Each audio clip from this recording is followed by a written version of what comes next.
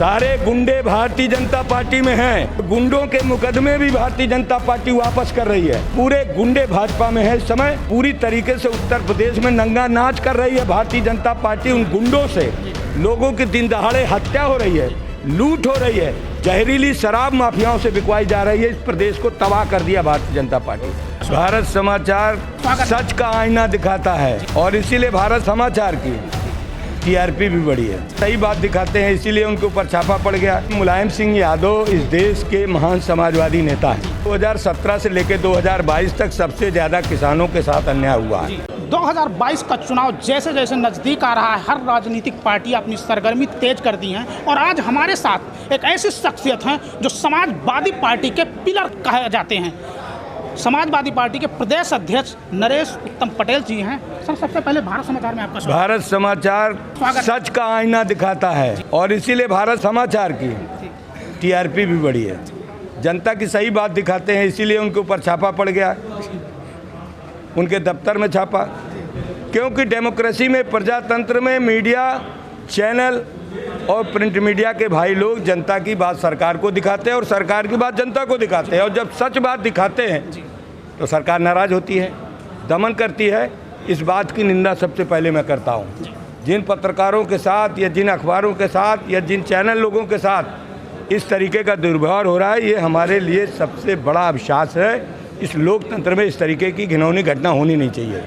2022 का चुनाव है, आप किसान पटेल यात्रा कर रहे हैं, क्या उम्मीद है 2022 में, क्या उम्मीद है? देखिए, 2022 में 2017 से लेकर 2022 तक सबसे ज़्यादा किसानों के साथ अन्याय हुआ है। किसान और नौजवान सबसे ज़्यादा उत्तर प्रदेश में दुखी है। 5 वर्ष के अंदर भारतीय जनता पार्टी सरकार ने किसानों का लागत मूल्य नहीं दिया। कहा था लाभकारी मूल्य देंगे, लाभकारी मूल्य देंगे, स्वामीनाथन आयोग की रिपोर्ट लागू करेंगे।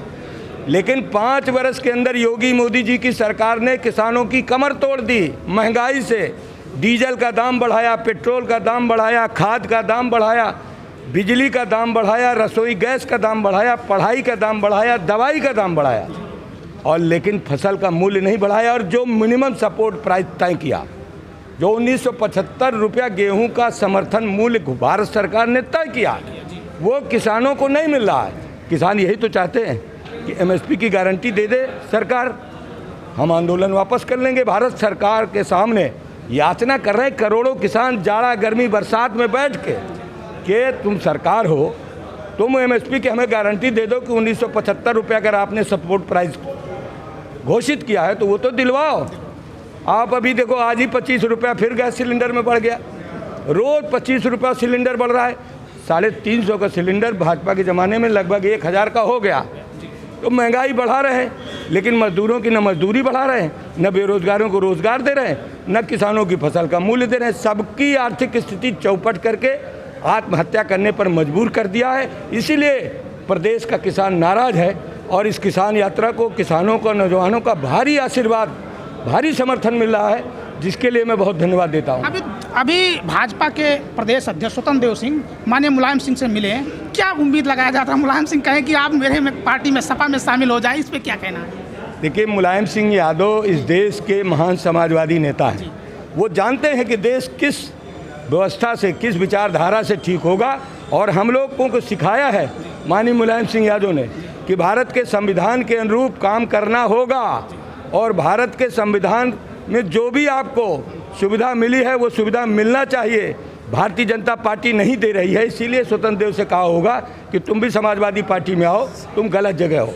2017 में जिस तरीके से चाचा भतीजा अलग अलग चुनाव लड़े थे, क्या 2022 में एक होकर के चुनाव? 2017 में जिनकी बात कर रहे हैं साइकिलें से लड़े थे। अच्छा सर, ये बताइए, मुख्तार अंसारी पे ये सवाल उठाया जा रहा है कि मुख्तार अंसारी के भाई अभी पार्टी में शामिल हुए, फिर उनके बेटे को शामिल लगाया जा रहा है कि समाजवादी पार्टी अब गुंडे और माफिया के परिवारों को ही शामिल करके चुनाव लड़ेगी। सारे गुंडे भारतीय जनता पार्टी में हैं और गुंडों के मुकदमे भी भारतीय जनता पार्टी वापस कर रही है।